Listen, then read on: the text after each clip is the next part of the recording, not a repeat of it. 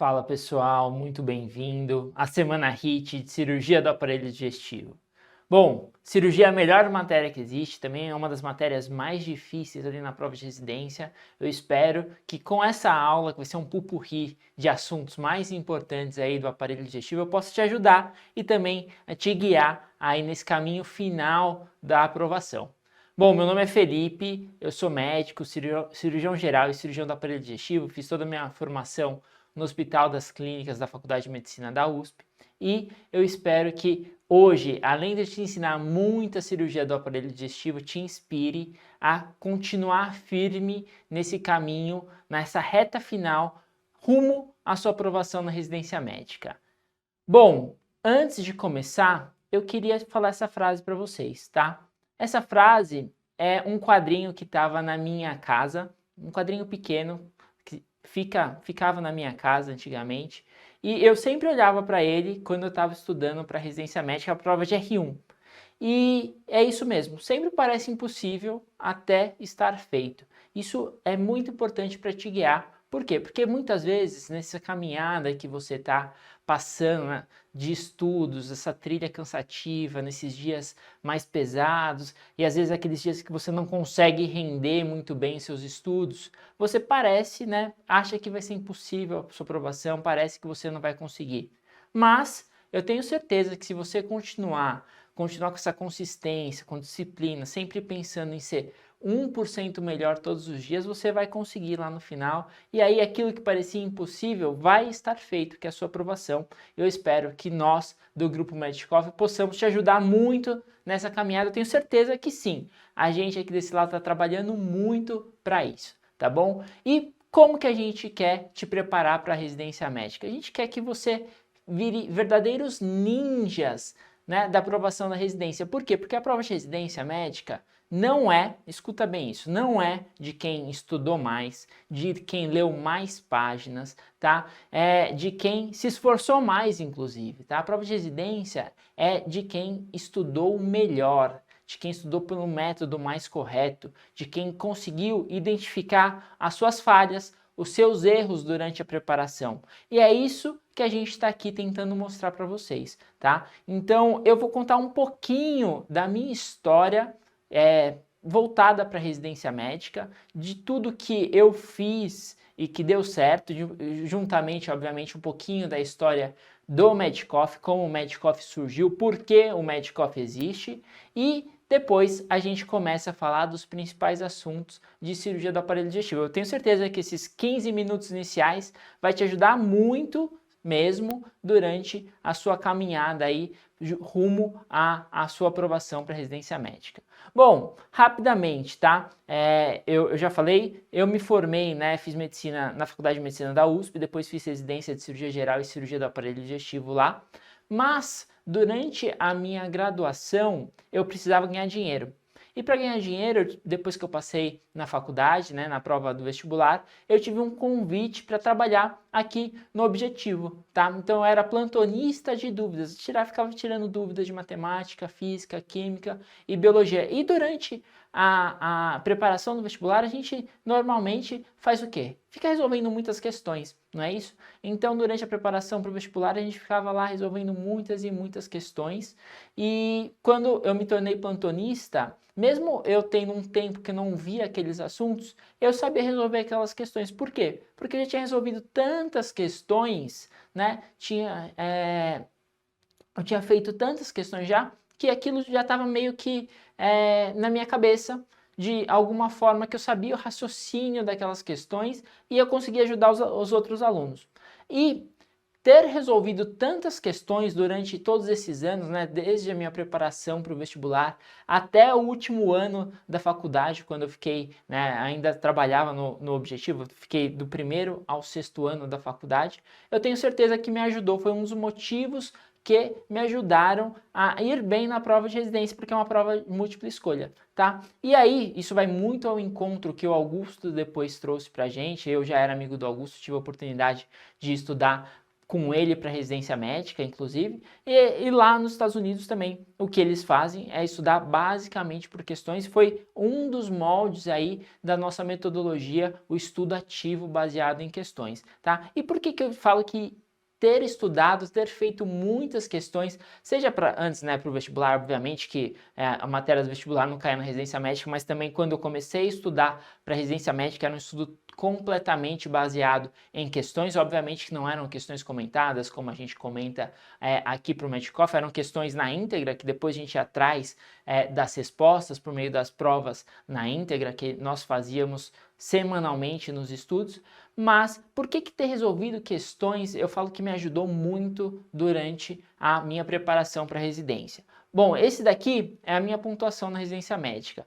Obviamente que eu não quero me achar, né? Eu quero, inclusive, eu quero te inspirar a conseguir essas notas, né? Essa pontuação, essa colocação. Eu fui primeiro colocado na primeira fase aqui de cirurgia geral, na USP, né? Quando eu prestei o R1, e também fui primeiro colocado geral no cirurgia do aparelho digestivo também, no Hospital das Clínicas da USP, quando eu prestei cirurgia do aparelho digestivo. E aí você deve falar assim, nossa, Felipe, você com certeza é um gênio, né? Estuda muito, e muito pelo contrário. Tá? Eu não sou um gênio, não tenho nada de gênio, eu não lembro nem o que eu almocei antes de ontem, tá? Ontem eu lembro, mas antes de ontem eu não lembro mais o que eu almocei.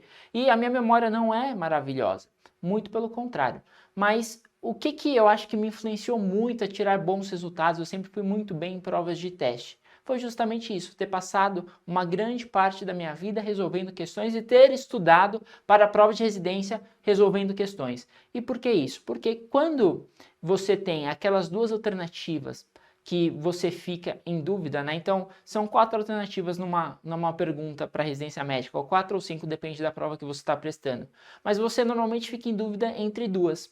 E aí, acho que o meu sucesso é ter sempre uma maior predisposição a marcar a alternativa certa quando eu fico em duas. E muitas vezes isso não é uma questão de ter mais conhecimento, de ter estudado mais, mas sim de ter feito mais questões sobre aquele assunto. Então, é justamente isso que a gente quer mostrar para vocês. A metodologia correta que você vai utilizar agora nessa reta final para estudar e focar na sua revisão para residência médica, que eu tenho certeza que vai te garantir mais alguns pontos extras na sua residência. Eu não estou falando aqui de modo algum que você vai estudar muito pouco e vai passar para a prova. Não. Eu estou te falando aqui que você, com seu esforço, com a sua garra, disciplina e consistência, aplicado numa metodologia correta, num método que funciona realmente, não só para mim agora, mas como para milhares de alunos que a gente tem, graças a Deus, aprovados, você vai conseguir melhorar sua pontuação nessa reta final. É isso que eu estou falando, tá? E foi daí que surgiu o Metcalf, né? Toda a nossa metodologia, que obviamente eu vou falar um pouquinho agora, mas também a gente vai complementar lá no domingo, no dia 9 de julho, às 16 horas. Aguardo todo mundo ao vivo. Estaremos eu, Matheus, Augusto ao vivo com vocês para explicar mais sobre a nossa metodologia.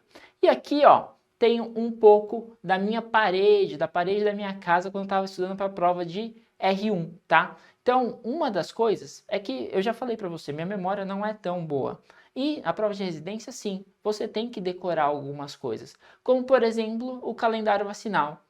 Jamais conseguiria decorar o calendário vacinal só lendo uma vez o calendário, tá? Ou fazendo uma, duas questões. Não. Como que eu fiz então? Além de fazer várias questões sobre o calendário vacinal, era um assunto importante. Eu sabia que tinha uma alta chance de cair na minha prova, como caiu o calendário vacinal na minha prova e como cai recorrentemente todos os anos. O que que eu fiz? Eu escrevi aqui na minha parede, tá? Então, eu tinha o calendário vacinal na minha parede e todos os dias, com o meu grupo de estudos, que a gente vai falar daqui a pouco, que é mais uma arma para você utilizar na sua reta final, né? Então, se você quer ir mais longe, vá em grupo. Vá com pessoas que estão com o mesmo intuito, com o mesmo objetivo que você. Porque vai ter aqueles dias que você vai estar mais desanimado, com certeza vai ter.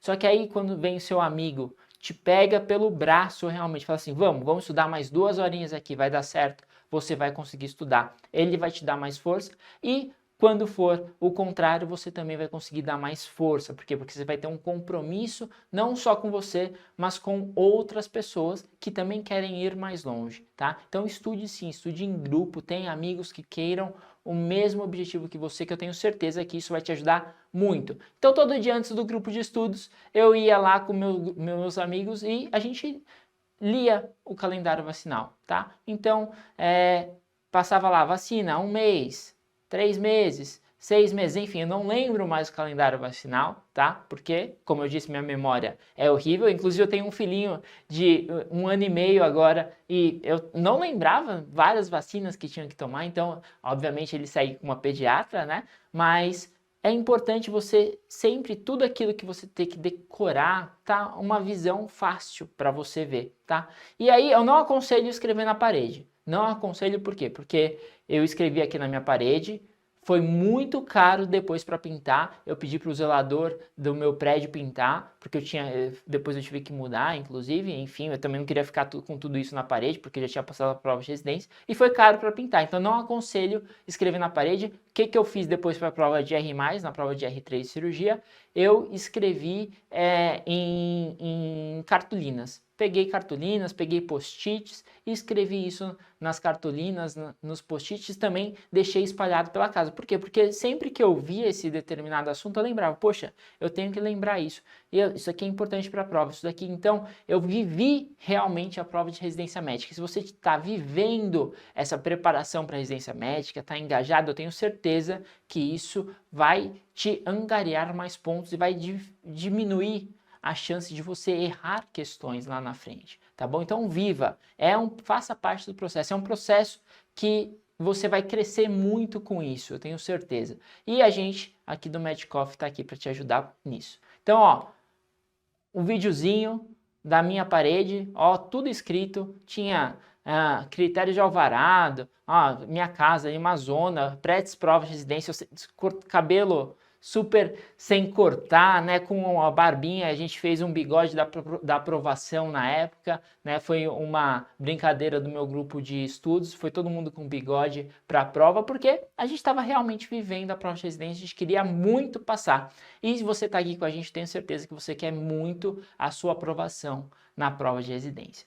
Uma outra coisa que eu fiz também, então aconselho, já falei um pouquinho do grupo de estudos, né? Então se você quer ir mais longe, vá em grupo, tenha pessoas engajadas, pessoas que estão dispostas a viver isso com você e te ajudar nessa caminhada, porque realmente tem dias que você não está com tanta energia, tanta coragem, mas esse compromisso, né? Eu lembro quando chegavam o Augusto e a Elisa lá em casa, tocavam a campainha, eu estava às vezes querendo dormir mais, mas eles chegavam, eu tinha que estudar, eu levantava e ia estudar com eles, tá? E uma outra coisa que a gente aconselha muito, gosta muito de estudar, acho que vale muito a pena, além de questões, obviamente, as aulas que a gente disponibiliza para vocês, essas aulas realmente são um ouro, as aulas que a gente dá com todas as pessoas que são especialistas, né, que sabem realmente o assunto. Isso vai servir muito para horizontalizar o conhecimento de todos, você angariar mais conhecimento mais facilmente de uma forma passiva,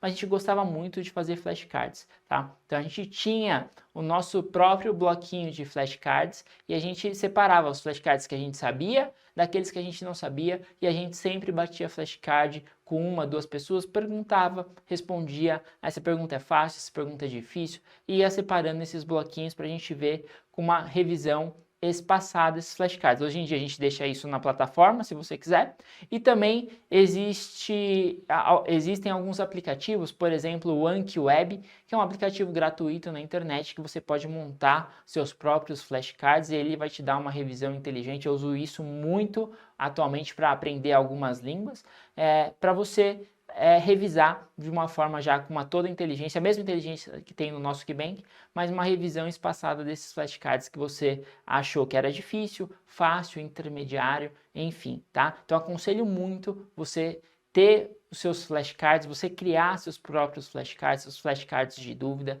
Existem algumas coisas que a gente pode fazer também, flashcard de questão errada, enfim, a gente conversa muito isso nas aulas com todos os alunos, seja nas aulas mesmo gravadas ou ao vivo ou até no Instagram. E, por fim, uma coisa que eu queria falar muito, façam as provas das instituições que vocês querem, tá? Não deixa para o final do ano. Se você não fez até agora, agora é a hora de começar. Quanto, Felipe? 1 ou 2 provas por semana. Você tem que entender a cabeça do seu examinador. Você tem que entender os assuntos mais importantes para a sua prova. Isso é essencial. É extremamente importante para você ir bem na prova de residência. Por quê? Porque as questões se repetem. Os temas se repetem.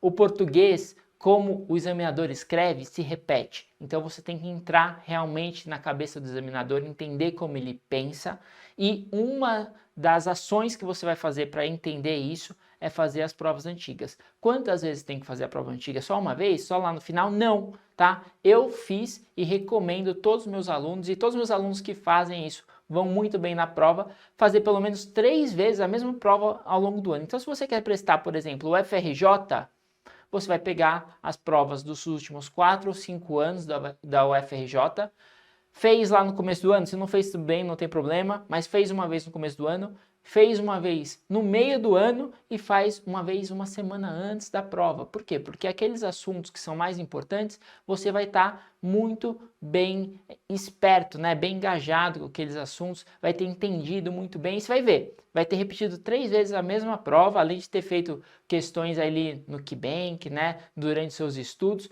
mas mesmo assim, quando você repetir a 3ª vez a prova, vai ter questão que você vai errar as 3 vezes. E isso daqui é muito importante para você corrigir o seu cérebro. Por quê? Porque a prova de residência não é de quem só quer acertar questões. A prova de residência é principalmente daquelas pessoas que não querem errar questões na prova. E para você não errar questão na sua prova, você tem que corrigir várias coisas, não é só conteúdo. É seu modo de leitura, seu modo de interpretação de texto, tá? Então você repetir, entender como o examinador pergunta, fala assim, essa alternativa B está errada porque tem essa palavrinha aqui e a A está mais certa por causa disso.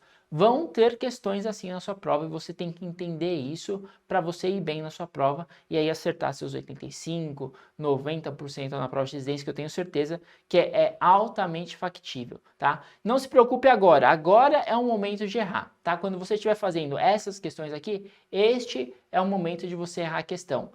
Quando você não vai errar na sua prova? Agora você tem que adorar errar uma questão, porque quando você erra a questão agora, você está diminuindo a sua chance de errar essa questão lá no futuro. Obviamente, você tem que entender os seus erros, deixar isso muito bem conceituado, e aí sim você vai diminuir sua chance de errar ela no futuro. Alguma dúvida dessa parte inicial? Tá? Se você tem alguma dúvida, pode escrever, mandar lá pra gente no grupo Mad Coffee, a gente está todo dia respondendo, mas eu queria te fazer um convite para deixar bem claro. Eu aguardo você no domingo, no dia 9, às 16 horas, com a gente ao vivo. Por quê? Porque além da gente explicar mais conteúdo, dar mais dicas para a gente em relação a essa reta final, seus estudos, né, a gente vai te mostrar a metodologia Mad Coffee, tudo que a gente faz aqui, entrega para os nossos alunos, e a gente vai abrir as inscrições para o HIT, que é o nosso intensivo, o nosso primeiro curso com aulas gravadas, e que a gente tem certeza que vai ajudar você nessa reta final da sua aprovação, tá? Tenho certeza que a gente vai te ajudar muito com o HIT, e aí quem estiver online com a gente vai ter várias condições especiais, então eu te espero domingo às 16 horas.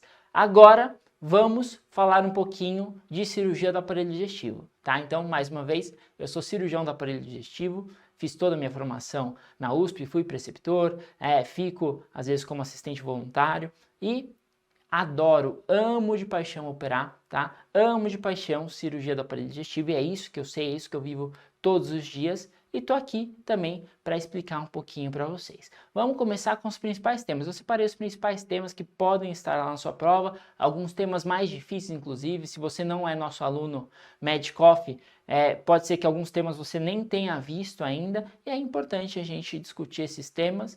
Por quê? Porque vai estar na sua prova e vai ser um diferencial lá no final do seu ano. Vamos começar por um assunto que cai quase todo ano nas provas mais importantes do Brasil, que é a acalásia, o megaesôfago. E aí, esse aqui é o nosso modelo HIT. Pausa o vídeo agora, tá? Dá uma lida nessa questão, a gente vai fazer dar uma explicação sobre este tema e no final a gente volta para resolver a questão junto com você. Por quê? Porque eu quero que você entenda como eu penso, como o especialista pensa na hora de resolver a questão, tá? E depois de você ter todo o conteúdo. Você vai ver que isso vai te ajudar muito a melhorar a sua pontuação. Mais uma questão, pausa, voltamos no final. Bom, rapidamente, né? Vamos falar um pouquinho do megaesôfago. O megaesôfago é uma doença motora do esôfago, tá? É a principal doença motora primária do esôfago e ela é constituída principalmente pela denervação dos plexos que inervam o esôfago, os plexos de Auerbach e de Meissner, tudo bem? E essa denervação tem várias causas, tá? A principal causa no Brasil é a doença de Chagas. Então, a doença de Chagas, tanto pela parasitose direta ali do barbeiro, tá bom? Do Trypanosoma cruzi, né? Após picada do barbeiro, seja por uma reação imune cruzada, essa denervação do esôfago pode acontecer e vai acontecer o quê? O que vai acarretar isso? Vai levar a uma alteração do relaxamento do esfíncter esofágico inferior. Então, a principal causa da acalásia, inclusive a acalásia é isso, é relaxamento incompleto do esfíncter esofagiano inferior. Então, o esfíncter do esôfago inferior, ali na transição esôfago-gástrica, ao invés de abrir quando a comida passa, ele começa a não relaxar, ele não abre, tá? E é isso que acontece. Consequentemente, vai ocasionando ondas aperistálticas no esôfago, o corpo do esôfago não começa a contrair direito, tá bom? E aí o paciente tem disfagia, tá? Então o principal sintoma desse meu paciente com acalásia é disfagia, ele não consegue comer direito, ele tem dificuldade de comer, tá? E aí ele começa a ter, depois que ele começa a ter disfagia, ele começa a perder peso, mas lembrar que é uma perda de peso de longa duração, isso demora, né? Demora anos, às vezes o paciente começa a ter disfagia sólidos, ele começa a se readaptar, come pastoso, mais liquidificado, vai se readaptando e essa disfagia ela vai piorando com o passar dos anos, né? Quanto tempo essa disfagia demora? Os pacientes demoram muito para chegar com a gente. Por quê? Porque como eles passam com médicos normalmente que não conhecem a acalásia, ele fica sendo tratado como refluxo muitas vezes, porque o paciente não consegue exteriorizar essa disfagia, essa dificuldade de comer que ele está tendo, e aí ele fica sendo tratado como refluxo, tá? E aí quando ele chega para a gente faz o diagnóstico. Primeiro exame na sua prova, isso é muito importante. Qual que é o primeiro exame que a gente pede quando o paciente está com disfagia, uma suspeita de megaesôfago? O primeiro exame é a endoscopia. Por quê, Felipe? A endoscopia é um excelente exame para fazer o diagnóstico de disfagia? Não, né? Não é um excelente exame para fazer um diagnóstico de megaesôfago. Por quê? Porque o endoscopista, quando ele insufla ar, ele não tem uma dimensão, né, correta do grau de dilatação do esôfago. Mas a gente pede a endoscopia. Por quê? Porque a gente tem que ver diagnósticos diferenciais. Um diagnóstico diferencial muito importante do megaesôfago, né, é o câncer de esôfago. E aí a gente pede para ter certeza que não tem um câncer de esôfago que está causando a disfagia do paciente. Qual que é a diferença? Normalmente o paciente com câncer de esôfago tem uma disfagia mais abrupta, tá? Uma perda de peso mais intensa. Então tem normalmente 6 meses de sintomas ou menos. O paciente com acalásia, como eu disse, ele vai se readaptando aos sintomas, ele vem com uma história mais longa, 1, 2, às vezes 5 anos de disfagia, tá? Então essa é a diferença principal. Uma outra coisa que a gente faz em endoscopia, por quê? Porque os pacientes com acalásia, eles têm uma chance aumentada de desenvolverem câncer. Qual câncer? SEC. Toma cuidado com isso. O principal subtipo de câncer que o paciente com acalásia é predisposto é o carcinoma espinocelular, o SEC. E aí a gente faz uma endoscopia especial, uma endoscopia com Lugol. A gente cora o esôfago com Lugol, porque essas áreas aqui, ó, áreas iodonegativas, elas são suspeitas para um SEC, um carcinoma espinocelular precoce. E aí a gente tem que biopsiar todas as áreas iodonegativas. Muitas vezes nem é um SEC precoce, às vezes é só uma área de inflamação local. Mas lembrar que os pacientes com acalásia têm um risco muito aumentado de desenvolver um carcinoma espinocelular. Tem risco aumentado de desenvolver adenocarcinoma? Também tem, mas o de carcinoma espinocelular é muito maior, tá bom? Então tem que biopsiar todas as áreas iodonegativas quando a gente faz a cromoscopia com Lugol, tá? É o mesmo teste ali do colo do útero. Um segundo exame que a gente pede é o ED. Isso aqui é a prova DORA. Espero que você já saiba todos os critérios diagnósticos do ED. O ED é o esôfago estômago duodenograma ou o esofagograma. A gente dá um contraste por bário, né? Normalmente com bário ou iodo, pode ser também, mas normalmente a gente dá bário, o paciente não tem suspeita de perfuração. Legal isso até falar, porque eu lembrei.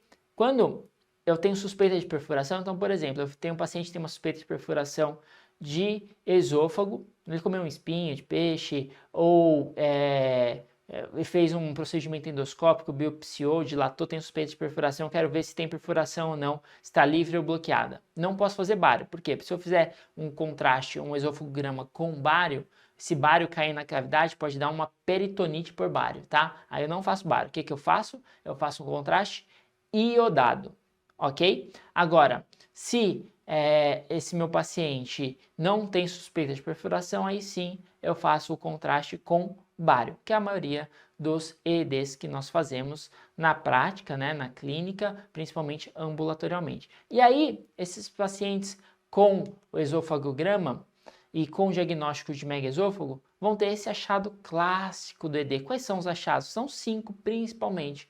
Eu tenho dilatação do esôfago, eu tenho presença de umas ondas terciárias, que são umas ondas aperistálticas. Isso aqui parece umas ondas terciárias, normalmente a gente vê em um mega mais incipiente, uma dilataçãozinha menor, tá? A gente vê ondas terciárias, que são ondas aperistálticas, vê uma estase do contraste, vê um afilamento do esôfago distal, né, um afilamento em cauda de rato ou bico de pássaro. Isso daqui é o esfíncter esofágico inferior que não está relaxando e muitas vezes o esôfago pode perder o eixo, tá? O esôfago pode perder o eixo, que a gente chama de dólico megaesôfago ou sigmoide esôfago. Quando o esôfago perde o eixo, ele fica deitado no diafragma. Isso daqui está relacionado com uma doença avançada, que a gente vai falar já a classificação, né, de Rezende-Mascarenhas, classificação de Pinotti. E aí, esse paciente é muito mais candidato a uma esofagectomia. Não dá para a gente fazer uma cirurgia menos invasiva nesse paciente, tá? Então, esses achados do ED são muito importantes e um outro achado que a gente vê com frequência é a ausência de bolha gástrica, tá? Como o meu paciente, ele não, o esfíncter esofagiano inferior, ele não relaxa, tá? Então, ele está constantemente fechado, não passa líquido, não passa gás, e aí ele não tem bolha gástrica. Então, a ausência de bolha gástrica é sim um dos achados do ED, ó. Mais uma vez, ó. Dilatação do esôfago, estase do contraste, afilamento distal do esôfago. Mais uma vez, um outro achado, é muito importante saber esses achados: dilatação do esôfago, afilamento distal, tá? Estase do contraste, ausência de bolha gástrica, beleza? Ondas terciárias, que são as ondas aperistálticas mais comumente encontradas naqueles megaesôfagos mais incipientes, iniciais. E toma cuidado com a prova, ó. Isso aqui eu acho que é uma imagem da prova da USP, pegadinha. Então ele só dava um paciente com disfagia, fez um raio-x, ele fala qual que é o diagnóstico. E o diagnóstico era megaesôfago. Como que você tinha que saber, ó? Olha essa sombra cardíaca, esse tamanho desse esôfago aqui, ó.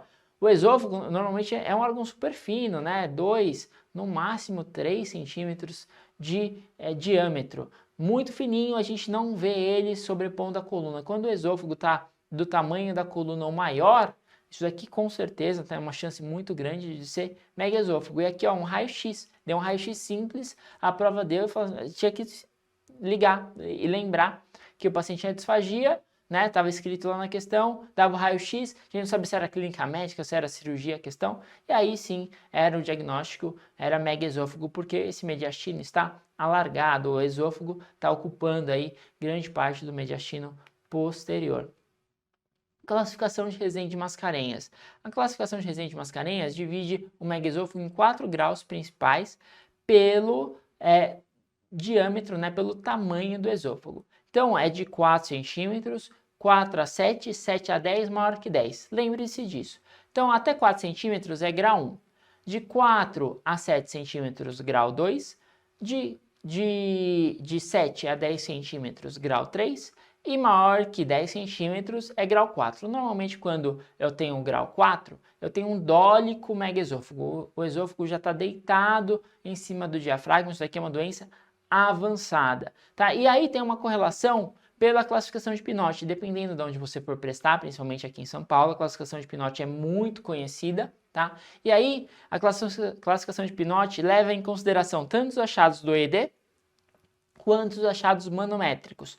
Precisa saber? Não precisa saber os achados manométricos. Por quê? Porque tem uma correlação muito importante com o ED. Então, ó, o grau 1, quando tem uma dilatação até 4 centímetros, é um mega incipiente. Então, até 4 centímetros é um mega incipiente. Normalmente, aquele megaesôfago que eu vejo ondas aperistálticas, ondas terciárias na manometria, tudo bem? A forma não avançada de Pinotti, que é a grande maioria, é quando tem dilatação de 4 a 10 centímetros, tudo bem? E aí eu vejo os achados clássicos de megaesôfago, ondas aperistálticas, tem um relaxamento incompleto do esfíncter esofágico inferior, o tônus do corpo esofágico já está diminuído, tem algumas ondas que nem geram peristalse nenhuma, não geram nem pressão, tá? E o megaesôfago grau avançado é quando tem uma dilatação muito grande do esôfago, ou seja, maior que 10 centímetros, aquele dólico megaesôfago. É aquele esôfago completamente atônico, o esfíncter esofagiano inferior fechado, o esôfago dilatou tanto que ele nem tenta contrair mais nada, não tem nem pressão, ele está totalmente deitado, aquele esôfago que não funciona mais. Não adianta, muitas vezes, eu tentar fazer qualquer outra cirurgia só mexendo no esfíncter. Por quê? Porque esse esôfago não contrai. Então, a comida vai descer pela gravidade, mas ela vai ficar parada aqui onde ele tem a contração no diafragma, né? Onde ele está deitado sobre o diafragma. Esse paciente, normalmente, é um grande candidato à esofagectomia. Tudo bem? Então, essa aqui é a classificação de Pinotti, tudo bem? Falamos agora da classificação de Pinotti e aí a gente vai falar pelo diagnóstico padrão ouro. A gente já viu que o primeiro exame que a gente pede é a endoscopia, o segundo exame é o ED, ele ajuda a classificar, é o exame mais importante quando a gente está falando de megaesôfago, só que o padrão ouro para o diagnóstico, e de preferência a gente pede em todos os casos, porque a gente acaba tendo, inclusive, né, para a classificação de Pinotti, mas principalmente para a gente ter a certeza, né, que é uma acalásia, é a manometria, que é um exame que vê a contração do esôfago, tá? Então, o que a manometria vai identificar? A manometria vai identificar o relaxamento incompleto do esfíncter esofágico inferior, então, aquele esfíncter que está fechado, ele não vai abrir, e vai ver uma aperistalse do corpo esofágico, aquele esôfago não vai contrair mais de forma adequada. Toma muito cuidado porque isso aqui eu já vi, inclusive, questão errando de prova, eu já vi professor falando errado. Eu não tenho, em todos os casos, uma hipertonia do esfíncter esofagiano inferior. O meu esfíncter pode estar com a pressão normal. O problema dele é que ele não relaxa, ele não abre. Este é o problema do esfíncter, tá bom? E aí, aluno Medicoff tem que saber uma manometria do megaesôfago. Então, a manometria, normalmente ela é constituída de 8 canais, tá? Convencional. Então, são 4 canais que ficam no corpo do esôfago e 4 canais que ficam ali no esfíncter esofagiano inferior. E o que a gente vai ver? A gente vai ver uma aperistalse do corpo esofágico, então a gente vai dar uma água para o paciente deglutir. Essa água não vai gerar ondas, ó, ou vai gerar ondas síncronas ao mesmo tempo, então o esôfago entra em um espasmo todo, ele contrai ao mesmo tempo. Qual que é o normal? O paciente toma água, o esôfago superior gera uma onda, depois vai para o médio, depois vai para o esôfago inferior, e aí é uma onda que é uma onda propulsiva. Aqui não, né? Na acalásia, eu tenho ou uma aperistalse ou ondas assíncronas, que não vão gerar uma propulsão do bolo alimentar. Então aqui, ó, o paciente toma uma água, não gerou quase nada. Depois, um tempo depois, o esôfago gerou uma onda síncrona, ó, tudo ao mesmo tempo. Isso daqui é uma aperistalse do corpo esofágico. Eu dei um outro gole de água, não gerou quase nada, gerou uma ondinha minúscula e aqui nem gerou nada. é uma onda assíncrona, uma onda aperistáltica, tudo bem? Então, isso daqui é uma aperistalse do corpo esofágico. E aqui, como que eu vejo o relaxamento incompleto do esfíncter esofagiano inferior? Lá no esfíncter, ele está com tônus, tudo bem? Quando o bolo alimentar chega no esfíncter esofagiano inferior, qual que é o correto? Tem um tônus, ele relaxa. Vai lá embaixo e depois volta. Olha o que aconteceu aqui, ó. Eu dei água para o paciente tomar, deglutição. O esfíncter relaxou um pouquinho só, quase não relaxou. Ó. O normal, ele vai até menos que zero, tá? Então vai quase pressão negativa mesmo. Isso daqui, ele não relaxou, depois continuou igual. Aí deu outra deglutição, ele nem relaxou nada. Isso daqui é um relaxamento incompleto do esfíncter esofagiano inferior. Eu tenho os dois achados mais importantes da acalásia. Vamos ver um pouquinho como que é a manometria normal. Então a minha manometria, como que é, ó? Eu degluti um copo d'água, gera uma onda no esôfago proximal, no esôfago médio, né? No esôfago distal, uma onda síncrona. Se eu pego aqui um lápis, é numa diagonal, concorda? Então, se na sua prova tiver uma diagonal, é uma onda peristáltica, uma onda que levou o bolo alimentar de modo correto. E qual que é o certo lá no esfíncter? Aqui só tem as 4 do corpo, tá? No esfíncter tem um tônus, ele chega a comida, ele chega até quase zero, às vezes passa do zero, fica negativo o tônus do esfíncter e depois ele vai ao normal, ou seja, tem um relaxamento completo do esfíncter esofagiano inferior. Isso daqui é uma manometria normal. Vamos lá para o tratamento. Como que é o tratamento clínico? É muito pouco empregado, tá? Então a gente pode dar medicações para tentar diminuir o tônus do esfíncter esofagiano inferior, ele relaxar, ficar mais relaxado. Não funciona muito bem e dá muito efeito colateral. Quais são as medicações? A gente pode usar tanto o nitrato sublingual quanto o bloqueador do canal de cálcio. A gente não usa muito na prática clínica, isso daqui está sendo muito abandonado. A gente dá, em alguns casos, em que o paciente ele tem um risco cirúrgico muito alto, inclusive até para dilatação, tá? Que é o próximo, a próxima conduta normalmente, mas a gente acaba não vendo um efeito em melhorar a disfagia do paciente. E aí tem muito efeito colateral, principalmente hipotensão, né, que são todos aí antihipertensivos, e cefaleia também, tá? A dilatação endoscópica pneumática a gente utiliza com uma certa frequência, seja para aqueles pacientes que têm um risco aumentado cirúrgico, seja como uma ponte de tratamento, né? Então, por exemplo, se eu faço um diagnóstico de um megaesôfago num paciente gestante, eu não vou querer submeter ela a uma cirurgia, né, por videolaparoscopia, que é o padrão ouro do tratamento hoje, mas eu acabo indicando uma dilatação esofágica para melhorar a disfagia dela. Então, como que funciona a dilatação? A dilatação, eu vou por um balão pneumático, né, faço uma endoscopia, passo o balão ali pelo esfíncter e aí insuflo o balão e aí mecanicamente eu quebro essas fibras do esfíncter, eu rompo essas fibras do esfíncter e esse paciente vai melhorar a disfagia. Qual que é o problema da dilatação pneumática? Primeiro, que os sintomas voltam aí depois de 3 a 6 meses. Então tem que repetir essa dilatação com uma certa frequência. E segundo, tem o risco de laceração do esôfago. Então eu posso lacerar o esôfago, dar mediastinite, né?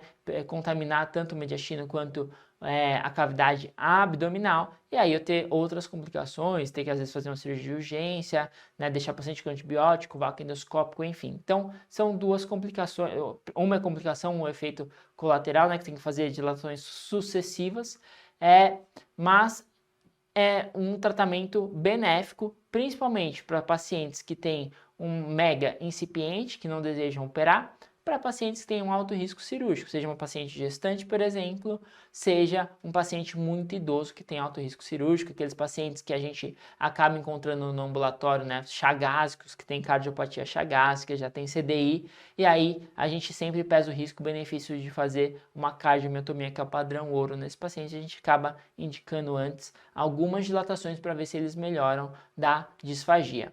Uma outra coisa que a gente tem feito com uma certa frequência, com ótimos resultados, é a injeção de toxina botulínica no esfíncter esofagiano inferior. e aí, mesma coisa, mesmo efeito da toxina botulínica na musculatura da face, ele relaxa o esfíncter esofagiano inferior e aí o paciente melhora a disfagia. A única coisa é que também a injeção dura aproximadamente 6 meses, depois eu tenho que repetir.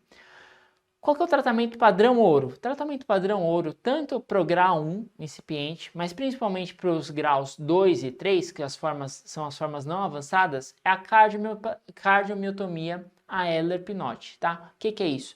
A gente faz uma cardiomiotomia ampla, tá? A gente faz 6 centímetros acima da tag e 3 centímetros abaixo, para a gente ter certeza que a gente abriu todas as fibras do esfíncter esofagiano inferior. Então eu pego a muscular do esfíncter e abro e faço uma funduplicatura.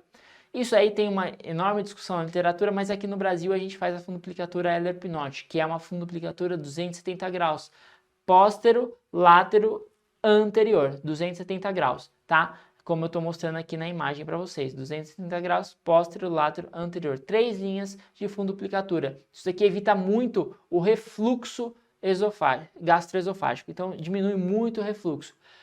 Na literatura médica, você pode fazer funduplicatura Sejador, que é a funduplicatura anterior, e tem alguns casos, inclusive, que fazem funduplicatura Tupé, tá? Que é a funduplicatura parcial posterior.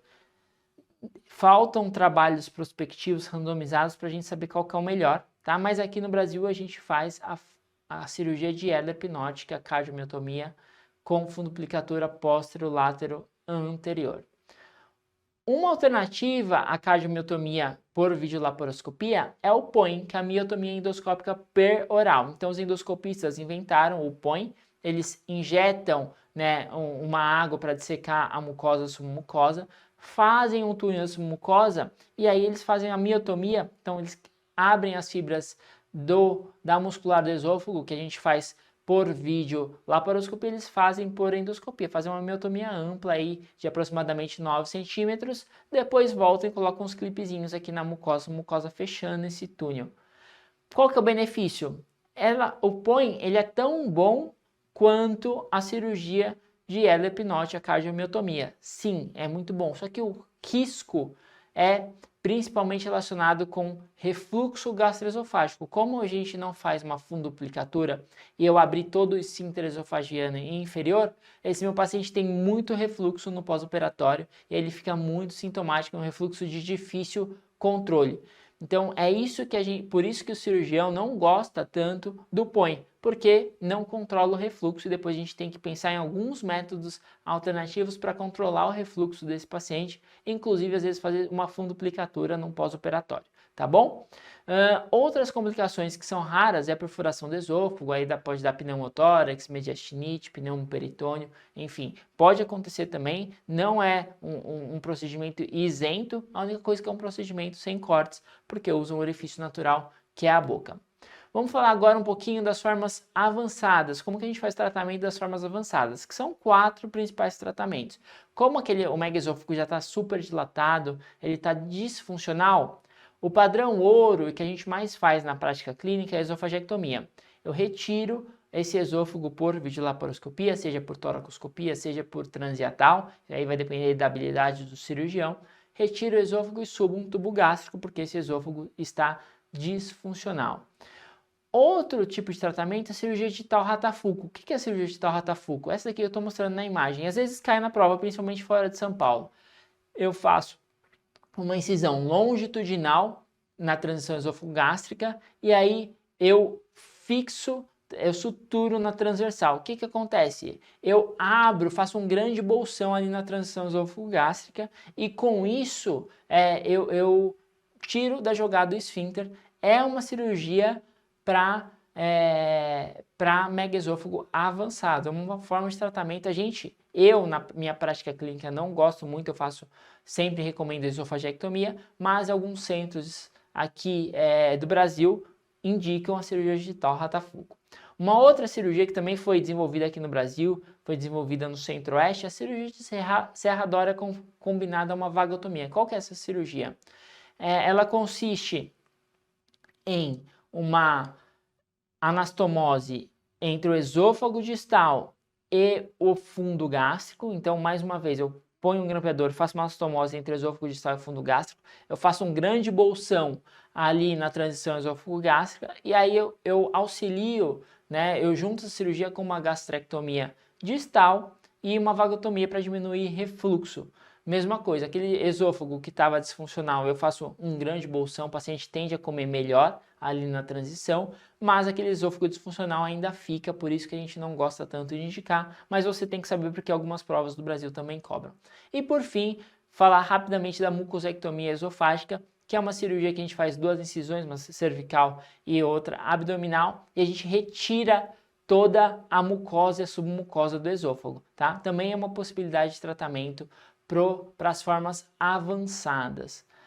Bom, então dessa aula, o que você tem que saber? O que é mais importante? As formas de tratamento da calásia, tá? Então decora esse flashcard, se você não tem, faça um flashcard desse e aí a gente vai dividir. Então grau 1, expiente com dilatação até 4 centímetros, eu posso tentar tratamento clínico, posso tentar dilatação endoscópica, posso tentar PONE ou até a cardiomiotomia Ehlers-Pinotti, tudo bem? Grau 2, grau 3, que é a forma não avançada, eu faço cardiomiotomia a Ehlers-Pinotti. O PONE é uma opção, daí depender da indicação, se passa com endoscopista, passa com cirurgião, enfim, PONE é uma opção realmente. E o grau 4, que é a forma avançada, aí sim eu vou indicar uma esofagectomia, ou a cirurgia de Tal-Ratafulco, ou a cirurgia de Serradora ou mucosectomia, que também são opções aí para a gente tratar esse paciente. Uma coisa legal que as provas mais difíceis podem cobrar para você, então isso aqui é o Bizu Medcoff, tá? Então as causas de recidiva de disfagia. Então eu tinha um paciente que tinha megaesôfago, operei, ele recidivou a disfagia. Por que ele pode ter recidivado?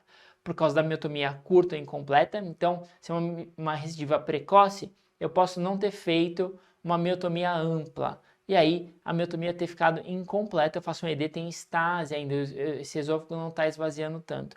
Pode ser uma miotomia curta ou incompleta. Uma hiatoplastia apertada. Então, normalmente, a gente pega o hiato, os pilares diafragmáticos, a gente fecha, porque a gente disseca toda aquela região, a gente fecha igual no refluxo.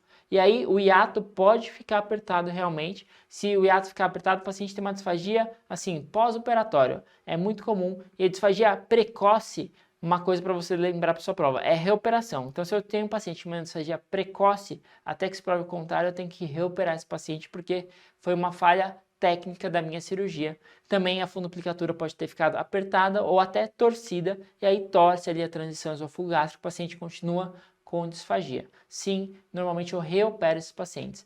Agora, e se for uma disfagia tardia? Disfagia tardia pode estar relacionada com uma fibrose, uma reaproximação das bordas da miotomia, tá? Às vezes a gente reindica uma remiotomia para esses casos, a gente tem que ver caso a caso.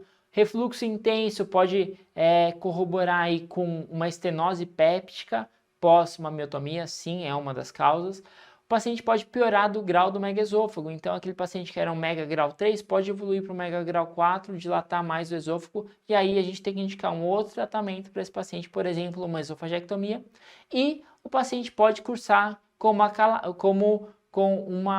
um câncer na transição esôfago-gástrica, principalmente um SEC, tá? E aí que a gente diagnostica normalmente como uma pseudoacalásia. O paciente tem disfagia, a gente acha que é acalásia, mas não é uma pseudoacalásia. E aí é uma coisa que fica importante para a gente lembrar sempre que todos os pacientes que a gente opera, uma vez que tem o diagnóstico de acalásia, a gente fica seguindo esses pacientes com endoscopia ad eterno. Não tem um protocolo bem estabelecido, né? Se vai ser anualmente, a cada 2 anos, a cada 3, cada serviço tem o seu, mas sim a gente fica seguindo esse paciente porque esses pacientes têm risco aumentado de desenvolver um carcinoma espinocelular de esôfago, principalmente o SEC. Vamos lá então na questão, ó. Eu tenho um paciente do interior de Minas Gerais, procura por disfagia e regurgitação há mais de 10 anos, uma disfagia de longa data. No início ele falava que incomodava um pouco de pirose, acompanhado de dor torácica e aperto após se alimentar. Evoluiu com dificuldade progressiva para a ingestão de alimentos e regurgitação que foram se agravando. Atualmente, tem dificuldade de se alimentar com líquidos e pastosos. Ele fez uma manometria do esôfago que demonstrou a ausência de abertura do esfíncter esofagiano inferior, um relaxamento incompleto do esfíncter e a peristalse com atonia do corpo esofágico.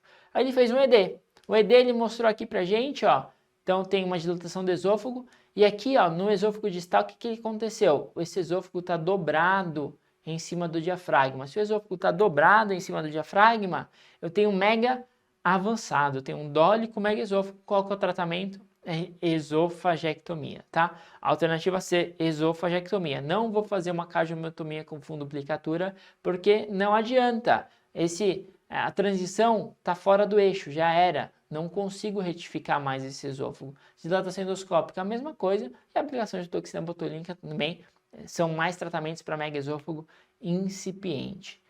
Vamos lá, na próxima tem um paciente de 55 anos que há 5 anos com histórico de disfagia, tanto para sólidos como para líquidos, uma disfagia de longa duração. Nos últimos anos, o quadro piorou com regurgitação frequente, perda de peso e 2 episódios de pneumonia. Realizou endoscopia cujo laudo foi moderada dilatação esofágica, estase alimentar e alguma dificuldade em transpor o esfíncter esofagiano inferior. Então, a endoscopia até ajudou. Essa endoscopia foi boa, hein? Endoscopia está bom esse. Dificilmente a gente pega uma endoscopia assim. Sobre a patologia em questão, abordagem terapêutica e diagnóstica, qual seria o mais adequado à próxima conduta? Então, a gente fez endoscopia. Depois, normalmente, a gente pede um ED, depois uma manometria. Não vamos brigar com a questão, vamos lá ler alternativa por alternativa. Então, a pHmetria deve ser solicitada uma vez que o exame padrão ouro para confirmação diagnóstica. Puxa, já era, né? pHmetria não. pHmetria é quando a gente tem dúvida de refluxo gastroesofágico, a gente vai ver isso na aula de refluxo, tá bom? B, megaesôfago é consequência da acalásia. Beleza. Então, a acalásia é o relaxamento incomplexo do esfíncter esofagiano inferior. Ok. E pode ser diagnosticado e classificado a partir do esôfago grama gestão de bário. Portanto, é um exame fundamental a ser solicitado. Correto, né? Qual que é a sequência de exames? Endoscopia, EED, manometria. Endoscopia, EED, manometria. Esses 3 exames nessa ordem são ótimas. Solicitar nova endoscopia com biópsias múltiplas aleatórias, principalmente para afastar a possibilidade de neoplasia. Então a gente não faz isso, né? Isso aqui, biópsias múltiplas aleatórias, é protocolo do esôfago de Barrett, para a gente procurar a displasia. Não é isso que a gente está procurando. Vamos ver a alternativa D para a gente aprender com a questão também. A miotomia endoscópica peroral, o POEM, tem surgido como nova opção terapêutica, é verdade, menos mórbida que a cirurgia. Opa, peraí, endoscopista dificilmente faz a prova, o cirurgião nem ia colocar que o POEM é menos mórbido, o endoscopista tenta provar que é menos mórbido, mas não é mentira isso, tá? Não tem nenhum trabalho mostrando, principalmente com relação aos índices de refluxo gastroesofágico, aí já era, né? Refluxo gastroesofágico, o POEM dá muito mais refluxo e essa é a principal vantagem da cirurgia, porque a gente, além de fazer uma cardiomiotomia, que o POEM também faz, a gente faz uma fundoplicatura. A fundoplicatura que a gente mais faz é a Ehler-Pinotti, é a posterolátero anterior. Tudo bem? Ótimo então, pessoal. Vamos agora então falar um pouquinho, um outro tema, cirurgia bariátrica e reganho pós-cirurgia bariátrica. Mais uma vez, dá um pause, responde aí e a gente volta para falar no final da aula. Mais uma questão. Vamos lá. Antes de a gente falar de reganho pós-cirurgia bariátrica, a gente tem que falar do que é o sucesso da cirurgia bariátrica. E aí existem várias definições, mas a mais utilizada é essa, ó, que o sucesso é a perda de 50% do excesso de peso e manutenção por 2 anos. Então ele perde pelo menos 50% do excesso e mantém esse peso por pelo menos 2 anos. Qual que é o gráfico, né, da perda de peso pós-cirurgia bariátrica? O paciente tem o peso, faz cirurgia bariátrica, ele tem uma maior perda de peso nos primeiros 18 meses, e ele chega no peso menor normalmente entre 18 e 24 meses, depois é normal ele até reganhar um pouquinho. Qual que é o normal, uma tendência fisiológica? Ele ganhar até 10% do peso. E como que eu vou fazer o diagnóstico de reganho? Também tem várias definições e a gente vai usar o mais comum, que é o reganho maciço. É quando o paciente ganha os 50% do excesso de peso perdido. Então, se o paciente reganhar pós-bariátrica os 50% do excesso de peso perdido, ele tem reganho. E aí a gente vai ter que diferenciar ele em 2 chavinhas. Em causas funcionais, que aí vai mais para o endocrinologista, seja porque o paciente tem um comportamento beliscador, ele está burlando a cirurgia bariátrica, aquele paciente fica comendo uma balinha toda hora, um chocolatinho, um leite condensado, seja porque ele tem um menor efeito, né, enterohormonal ao longo do tempo, né? Diminuir o metabolismo ao longo do tempo. A gente sabe que a cirurgia bariátrica não é só agora mais uma cirurgia restritiva ou uma cirurgia desabsortiva. Tem um grande efeito dos enterohormônios em melhorarem o metabolismo do paciente, ele perder peso ao longo do tempo. E aí, esse paciente, principalmente aqueles pacientes que não fazem tanto exercício físico, eles podem ter uma perda desse efeito, desse estímulo enterohormonal ao longo do tempo, que pode justificar o reganho de peso ao longo do tempo. E aí, para isso, inclusive, tem os análogos de GLP-1, né? Seja o Saxenda, seja o Ozempic, enfim, aqueles liraglutide, tem vários análogos de GLP-1 hoje no mercado que induzem a perda de peso, induzem mais gastroparesia, alteram o metabolismo e diminuem realmente o peso desses pacientes que utilizam, sejam pré-bariátricas, sejam pós-bariátricas, sejam pacientes que não têm indicação de bariátrica para controle de diabetes, inclusive, mas tem como efeito a perda de peso. E para aqueles pacientes que têm tratamento beliscador, normalmente o endocrinologista acaba passando topiramato, que está muito relacionado com compulsão alimentar. Vamos lembrar dos 3 hormônios principais que a cirurgia bariátrica mexe, tá? São esses 3 hormônios, lembre para sua prova, a grelina, GLP-1 e peptídeo Y. Qual que é o hormônio que aumenta GLP-1 e peptídeo Y? Qual que é o hormônio que diminui? O único que diminui é a grelina. Existem vários hormônios, esses daqui são os 3 principais. Então a grelina é o hormônio que é produzido ali pelo fundo gástrico, pelas células oxínticas, e é o hormônio da fome, tá? Então a grelina é o hormônio da fome. O paciente está com fome, está com grelina alta. A grelina estimula a fome. Seja no bypass, seja na gastrectomia vertical, eu diminuo grelina. Então eu diminuo a fome do meu paciente. E aí tem um efeito aí em diminuir peso, porque o paciente tem menos fome. GLP-1 é um dos principais hormônios da cirurgia bariátrica, tá? E aí ele é produzido principalmente pelo ilho terminal. Ele possui um efeito incretínico, ele aumenta aí a ação da insulina nas células, diminui a resistência à insulina e aumenta a saciedade. Ele aumenta a perda de peso, tá? E aí os análogos de GLP-1 tendem a estimular este efeito, causando também gastroparesia, diminuição do trânsito, enfim, tem uma ampla gama de efeitos e que acabam aí, terminam no final do ciclo com perda de peso. Então o GLP-1 é um hormônio bom e o GLP-1 aumenta, lembre-se disso, o GLP-1 aumenta. E por fim, o peptídeo Y, que é um hormônio produzido nas células do ilho e do cólon pelas células L, ele diminui o esvaziamento gástrico, né, diminui o trânsito intestinal, promove saciedade e diminui grelina também, está relacionado com perda de peso. Então qual que é o hormônio que diminui? Grelina. Quais são os hormônios que aumentam? GLP-1 e peptídeo Y, tudo bem? Bom, e aí quando a gente fala de reganho, a gente fala das causas funcionais e fala das causas anatômicas. As causas anatômicas vêm para a gente, cirurgião. Então, as causas anatômicas normalmente necessitam de uma reintervenção cirúrgica. Quais são elas principais? O tubo gástrico em excesso de fundo. Então, quando eu faço uma gastrectomia vertical, deixo excesso de fundo, pode estar relacionado com um aumento, reganho de peso, né? Então, uma má confecção do tubo.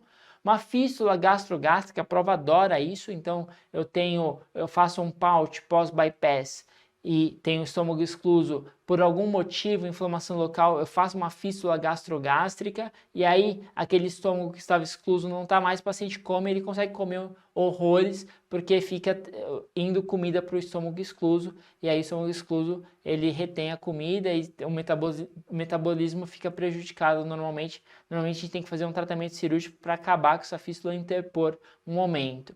Remanescente gástrico grande, então seja na gastrectomia vertical, seja no bypass, a gente quer um remanescente fino, curto o suficiente, né, para a gente esvaziar logo a comida, que esvazia, porque vai estimular mais o efeito enterohormonal desse meu paciente. E no bypass, uma alça comum muito longa. Então a gente sabe que a alça pancreática e a alça alimentar normalmente faz 100 centímetros e 100 centímetros, o restante, aproximadamente 200 centímetros, fica de alça comum.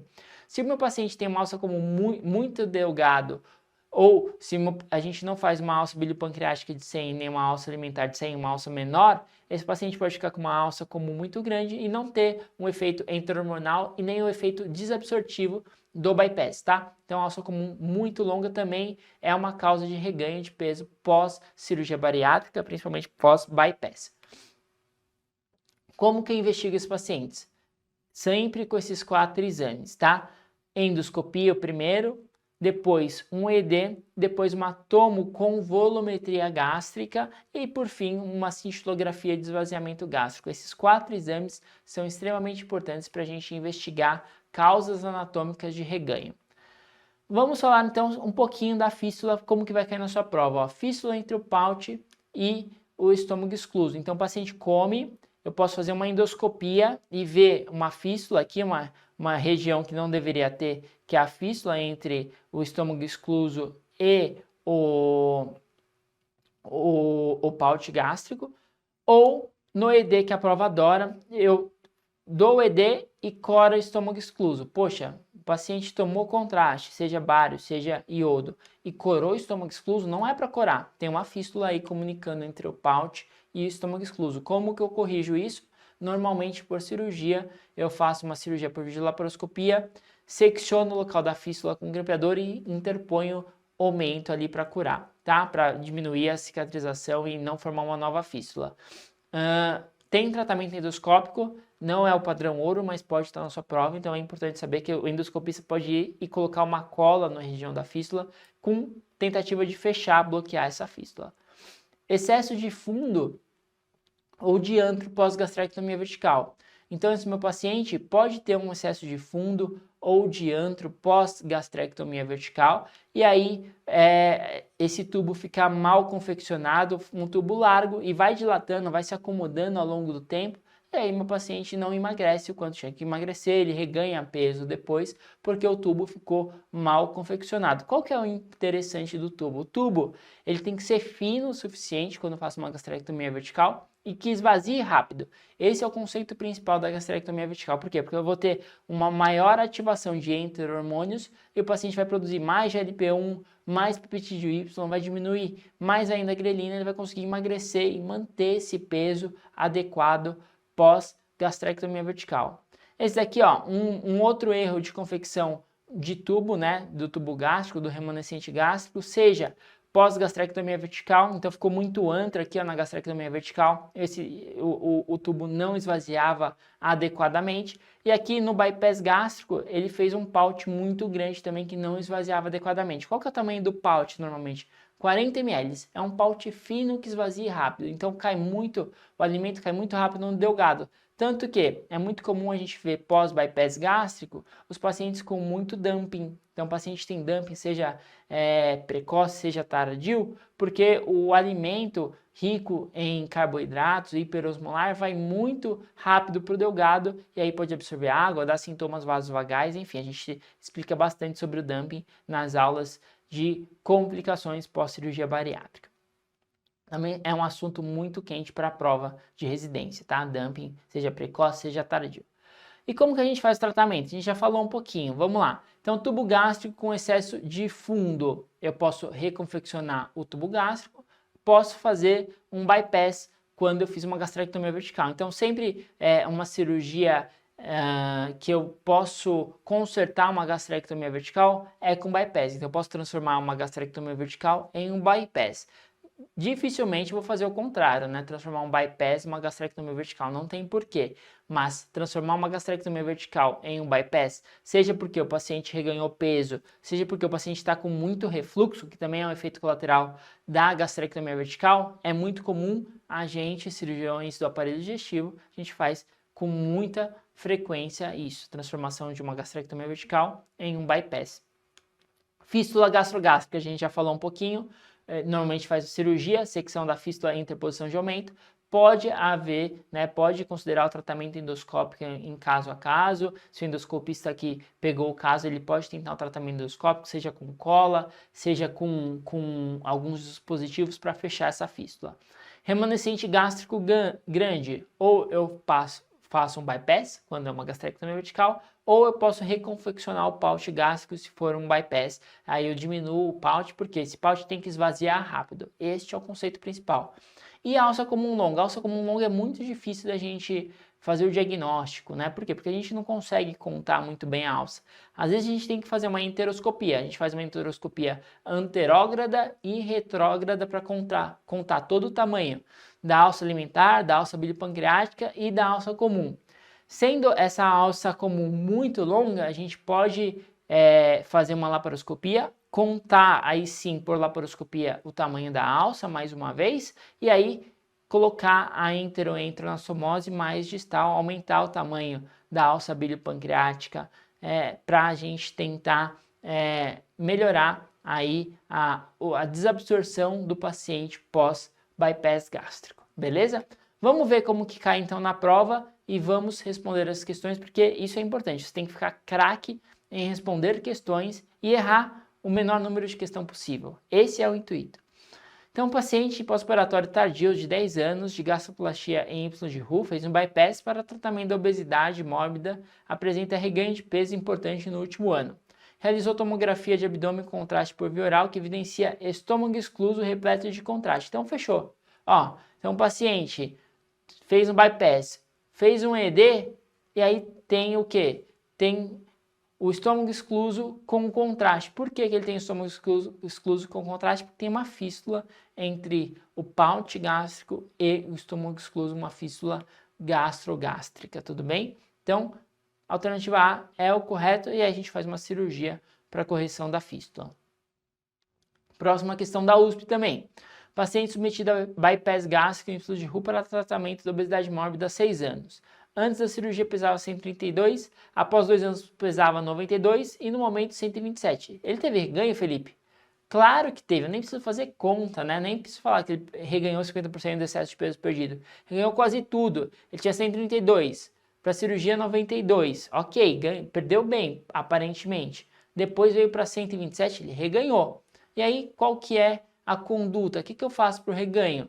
Peço aqueles exames, peço endoscopia digestiva alta, peço ED, peço tomografia com volumetria gástrica e peço até uma cintilografia de esvaziamento gástrico. Por quê? Porque eu quero estudar se existe alguma coisa anatômica, né, alguma irregularidade anatômica que está causando o reganho de peso desse meu paciente. Então a alternativa A é a alternativa correta, tudo bem? Então a gente investiga o reganho de peso com esses exames.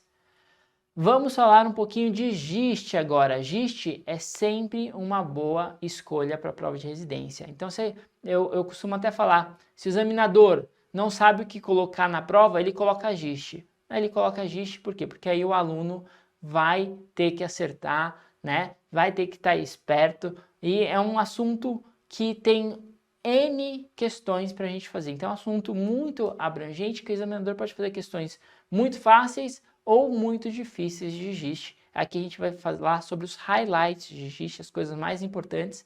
E aí eu tenho certeza que você vai sair sabendo quase tudo de GIST dessa aula aqui, tá bom? Vamos lá. Dá um pause, responde e a gente volta daqui a pouco. Vamos lá, mais uma. Mais uma questão.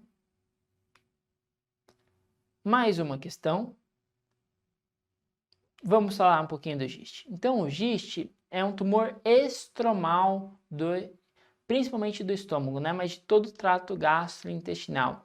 Ele é derivado dessas células, das células de Cajal, que são um marcapasso do trato gastrointestinal. Eles são responsáveis pela peristalse ali do trato gastrointestinal. Por isso que eu posso encontrar GIST desde o esôfago até o reto. Em todo o trato gastrointestinal eu tenho essas células de Cajal e aí eu posso ter a formação de GIST. A gente estuda os GISTs no estômago, por quê? Porque é o local mais comum de desenvolvimento dos GISTs, são o estômago. Depois a gente tem o intestino delgado, o cólon e o reto e menos comumente no esôfago. Mais raramente a gente encontra o GIST no esôfago, tá bom?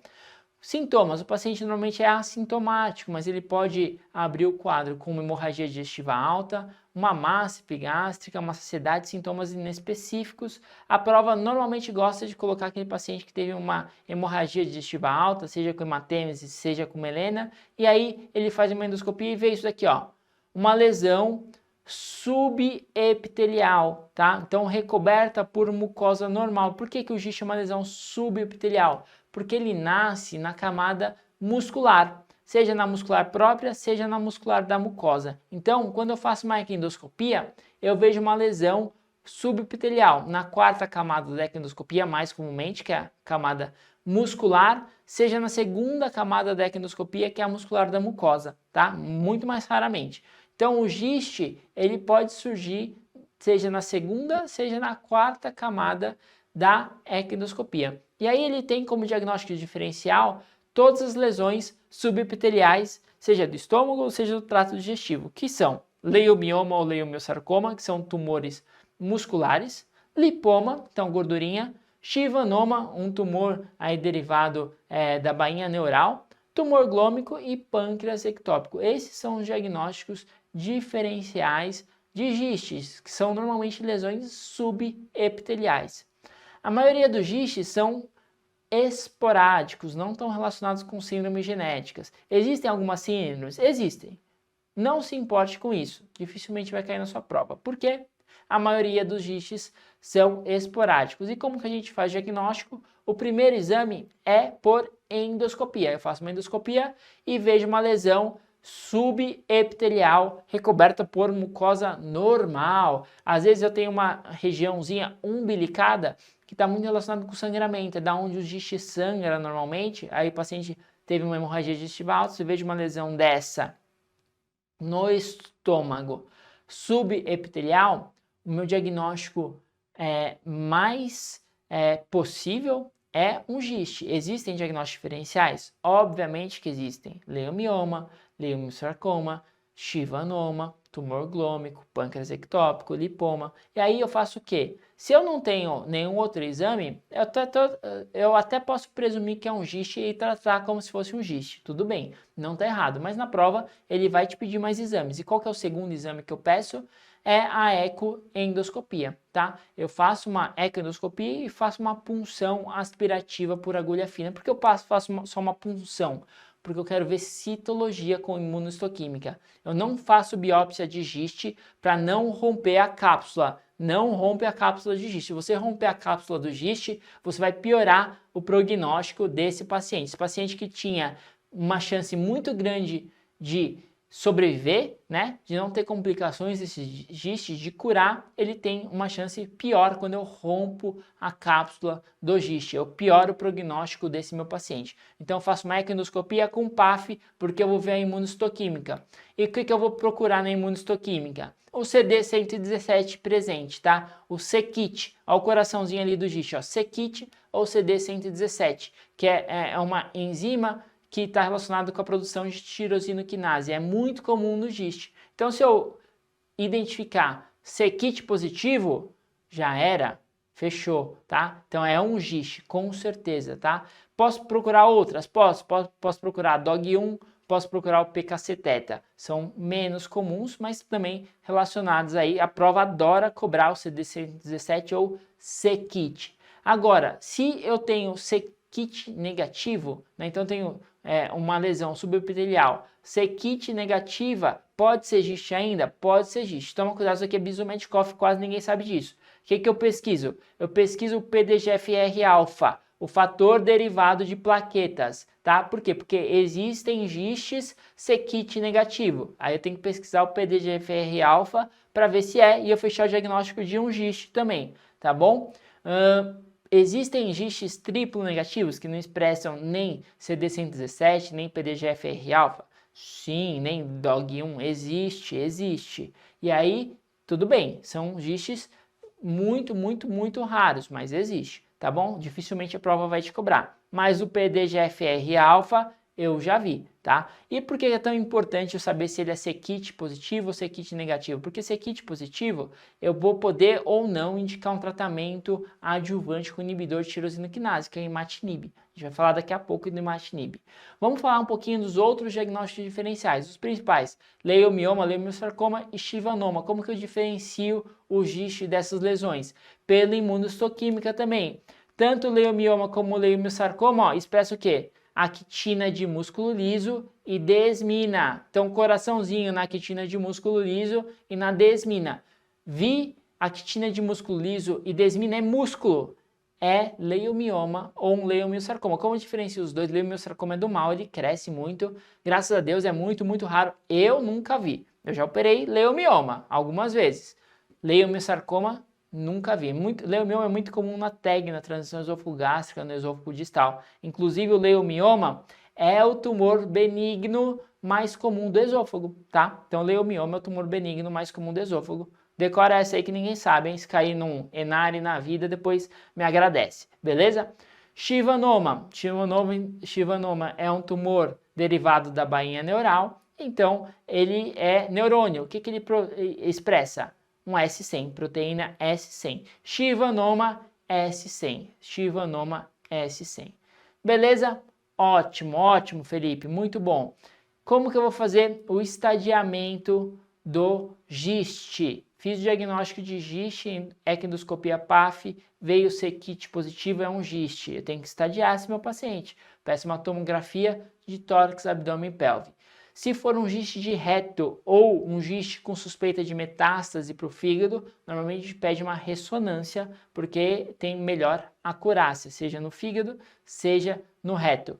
Qual que é o principal sítio de metástase do GIST? É a disseminação hematogênica, seja para o fígado, seja para o peritônio, seja para o pulmão. Uma coisa que a prova adora.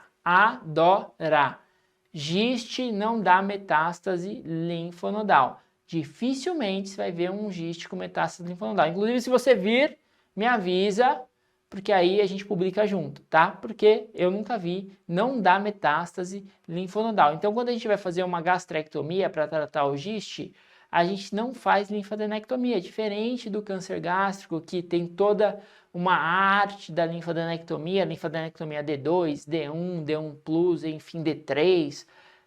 GIST não, GIST eu tenho que fazer uma excisão com margens, sem romper a cápsula, tá bom? Por quê? Porque eu tenho que ficar muito de olho em recidiva pós-GIST. E quais são os critérios de mau prognóstico do GIST que indicam que esse paciente tem um risco de recidiva? Principalmente o tamanho do tumor. Então, GISTs maiores que 5, maiores que 10 centímetros têm um risco muito grande de recidiva. Número de mitoses por campo do GIST também é um fator de risco muito importante. Idade do paciente, obviamente, KI67, P53 e essa daqui, lembrem, rotura da cápsula. Por isso você nunca vai fazer biópsia do seu GIST, tá? Felipe avisou, não faça biópsia do GIST, porque aí tem um risco de recidiva, tem um pior prognóstico desse paciente. Como que é o tratamento dos GISTs? Se eu tenho um GIST pequenininho, menor que 2 centímetros, não está errado eu fazer uma observação clínica. Sim, GISTs pequenos, menores que 2 centímetros, eu posso observar clinicamente. GISTs maiores que 2 centímetros, eu tenho que ressecar com margens livres. Aí existe uma ampla gama de tratamentos para o GIST, seja ressecção combinada entre endoscopia e cirurgia, principalmente para aqueles GISTs ali da transição esôfago-gástrica, seja ressecção em cunha, seja endogastrocirurgia, a gente coloca os trocárteres ali, ó, por dentro do estômago, insufla o estômago e opera dentro do estômago, tá? Seja gastrectomia, então aqueles tumores, aqueles GISTs no antro, que o antro é fininho, né? GIST no antro, no piloro, eu não consigo fazer só uma ressecção com margem livre, eu tenho que fazer uma gastrectomia, porque se eu ressecar só o antro com margem em cunha, eu estenoso o meu estômago e o paciente não come direito, fica com empachamento, esvazia, enfim. Aí aqueles GISTs no antro, eu faço uma gastrectomia parcial, tá? Uma gastrectomia distal. Aqui, ó, exemplo de uma gastrectomia em cunha, ressecando o GIST aqui. E aqui é um exemplo meu de um GIST que invadia o fígado, invadia o baço, invadia o diafragma. Então, os gistes, às vezes, eles podem ser grandes massas. Às vezes, a gente, inclusive, indica neoadjuvância para giste. Não tem nenhum critério muito bem definido para neoadjuvância, mas quando esse paciente vai ser submetido a uma resecção multivisceral, normalmente a gente indica uma neoadjuvância para tentar diminuir esse giste e fazer uma cirurgia mais econômica. Qual que é o importante da cirurgia? Que eu remova o giste com margens livres, tá bom? Então, sempre importante eu estadiar bem para a gente programar bem a cirurgia, indicar ou não uma neoadjuvância. Aí a neoadjuvância que o imatinib não tem um tempo muito bem estabelecido para isso, tá? Isso aqui é o detalhe do detalhe, mas sim a gente pode fazer, lembrando que quando eu vou fazer para operar, eu tenho que ressecar com margens livres, sem romper a cápsula do giste. A adjuvância, quando eu faço tratamento depois, quando o meu giste tem um prognóstico ruim, né? E aí eu tenho que fazer com imatinib, que é a principal droga para o giste. Lembrando que os pacientes que vão se beneficiar do imatinib são aqueles pacientes que expressam o c-KIT positivo, tá? O imatinib é o inibidor da tirosina quinase e o c-KIT ele produz a tirosina quinase. Então, quais são esses pacientes? Quando eu tenho um giste extragástrico, um giste maior que 10 centímetros, ponto, um giste muito grande, giste maior que 5 centímetros com mais de 5 mitoses por campo, tá? Rotura da cápsula ou se é um giste recidivado metastático, normalmente eu indico cirurgia, resseco com margens livres e faço adjuvância com imatinib por 3 anos. Eu posso sim fazer cirurgia de resgate, posso fazer metastasectomia para giste, tá indicado, e a neoadjuvância a gente já conversou um pouquinho, não tem critérios muito bem estabelecidos, mas neoadjuvância é a quimioterapia antes de operar com intuito curativo, e aí os pacientes que têm tumor borderline ou irressecáveis, eu faço uma neoadjuvância. Vamos lá então, ó. Questão da USP. Atenção, homem de 58 anos realizou endoscopia digestiva alta e revelou lesão gástrica submucosa digestiva de tumor estromal gastrointestinal, um giste de cerca de 7 centímetros de diâmetro na grande curvatura do corpo. Qual que é o próximo caso? Eu fiz o diagnóstico de giste, né? Nem fiz ainda, só fez pela endoscopia. O próximo passo seria uma endoscopia com PAF, tá? Nem fez a endoscopia com PAF. Mas, o que eu vou fazer? Vou fazer uma gastrectomia em cunha já? Vou fazer uma gastrectomia total? Fazer uma videolaparoscopia com punção do tumor? Pelo amor de Deus, se eu fizer uma punção desse tumor, eu vou romper a cápsula? Não. Se fosse só fazer uma PAF, eu posso. Só que eu posso admitir o diagnóstico de presunção? Posso. Qual que é o próximo passo? Eu estadio o giste. Então, estadiamento com tomografia de tórax, abdômen e pelve para estadiamento clínico. Não errem isso. Isso aqui é muito básico, né? Então, eu tenho diagnóstico de tumor, eu tenho que estadiar ele, tá? O mais certo seria uma ecodoscopia com PAF, imunohistoquímica, comprovei o diagnóstico de giste e depois eu estadio. Obviamente que todas as outras alternativas estavam erradas, não iremos brigar com questão. Então, é o 11º mandamento não iremos brigar com a questão, tá? Não brigue com a questão na hora da sua prova, para você não errar uma questão de besteira, beleza? Unifesp, vamos lá. Uma mulher de 60 anos realizou endoscopia digestiva alta que observou lesão submucosa de aproximadamente 2 centímetros ao nível do corpo gástrico na grande curvatura. Foi solicitada tomografia computadorizada de abdômen que comprovou uma lesão nodular intramural de 2,5 centímetros na grande curvatura do corpo gástrico sem nenhum achado adicional. Diante desse caso, qual é a melhor conduta? Então tem uma lesão na submucosa subepitelial de aproximadamente 2 centímetros no nível do corpo gástrico, tá? Além disso, ele fez uma tomografia com uma lesão nodular de 2,5 centímetros na grande curvatura. Vamos lá, alternativa A. Proceder tratamento expectante, realizando endoscopia a cada 4 meses. Ó, essa lesão de 2,5 centímetros, né? A endoscopia falou que é 2, mas a tomo falou que é 2,5. Então a gente sempre vai pelo maior. Não, se for um giste, a gente tem que operar. Até que se prove o contrário, é um giste. B. Encaminhar o paciente para a terapia coadjuvante com mesilato de imatinib. Não, né? Então, peraí. É neoadjuvante, a questão que escreveu errado, inclusive, tá? Tiramos da Unifesp. A questão que escreveu errado, neoadjuvância com imatinib, não, nem é o tumor borderline, é pequenininho, 2,5 centímetros, não, tá? Nem falou que está invadindo nenhum outro órgão, não é um tumor borderline, não vou fazer na adjuvância. Realizar gastrectomia subtotal com linfadenectomia D2, para aí, né? Numa lesão submucosa, não é uma lesão que nasceu no mucosa, não é um adenocarcinoma, uma lesão ulcerada, não é. Isso aqui é um giste, é submucoso, não não vou fazer uma gastrectomia subtotal, não, tá? E D, realizar gastrectomia em cunha com biópsias de congelação no momento da ressecção. É a menos errada, tá bom? Então, aqui, ó, como é um giste no corpo gástrico, sim, o tratamento é uma gastrectomia em cunha, né? O corpo, eu tenho muito estômago, eu posso tirar, fazer uma ressecção com margens livres, tá certo? Congelação você pode fazer, você vai ver células estromais, não tá errado, mas se você tirar com margem, já tá ótimo, você manda para parafina, imunohistoquímica, aí você espera, tá? O mais certo ainda seria se a gente tivesse feito uma equidoscopia com PAF. Atualmente, que a gente tem a PAF e a equidoscopia amplamente disponível, a gente faz muito, tá? Então, mas a alternativa D é a menos correta, mais uma vez, 11º mandamento, não brigaremos com a questão. CES Pernambuco, sobre os gistes, assinale a alternativa incorreta. A, predominam no estômago e depois no delgado. Alternativa A, correta. Verdade, o giste é mais comum no estômago. Qual que é menos comum? Menos comumente encontrado no esôfago, tá? Metastatizam predominantemente para o fígado e peritônio. Sim, né? Alternativa B também correta. Os gistes, eles metastatizam disseminação hematogênica, fígado, peritônio, pulmão. Dificilmente metástase linfonodal. Alternativa C. A mutação do fator de crescimento derivado de plaquetas é encontrada em mais da metade dos casos e o restante possui mutação da tirosina quinase.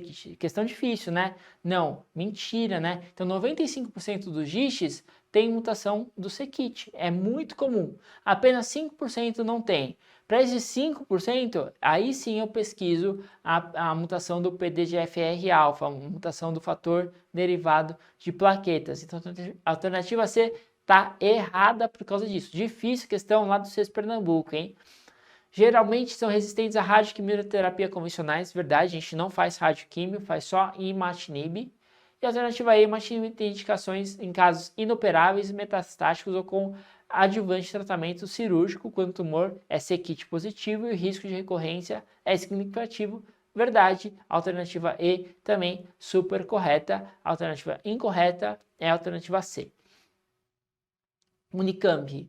Sobre os tumores estromais do estômago, podemos afirmar que são considerados originados das células intersticiais de Cajal. Verdade, né? Giste, tumor estromal do estômago, vem das células de Cajal, marca-passo do trato gastrointestinal. No giste, a gente vai ver na segunda ou principalmente na quarta camada da equidoscopia, a camada muscular. B, apresenta imunohistoquímica para desmina? Não, desmina não, hein, pessoal? Desmina é leiomioma, leiomiosarcoma. Em ordem de frequência, ocorre em segundo lugar, depois do esôfago. Não, o esôfago é o mais infrequente. A alternativa C errada. E a alternativa D, os critérios diagnósticos são tamanho, número de mitoses, KI67 negativo, KI67 positivo, tá bom? P53 positivo, tem vários outros fatores prognósticos. A alternativa D é errada também, a alternativa A é a certa, correta. Pessoal, era isso que eu tinha para falar para vocês, tá? Eu espero que vocês tenham gostado aí da nossa aula inaugural, né? Nossa aula da Semana HIT. Eu aguardo todos vocês lá no domingo, às 16 horas com a gente, ao vivo, tá? Estejam conosco. Vão ter, além de vários prêmios, né? Várias coisas especiais para vocês. Estejam com a gente no domingo. Mandem qualquer dúvida no nosso Instagram, todas as redes sociais, a gente está sempre disponível para ajudá-los e eu espero de verdade que tenha contribuído um pouquinho aí para a formação de vocês e vamos com tudo em busca da aprovação da residência médica. Estamos aqui trabalhando incessantemente para isso, tá? Para entregar sempre o melhor conteúdo e a melhor metodologia para vocês, nossos alunos. Abraço, até domingo às 16 horas, hein? Tchau, tchau.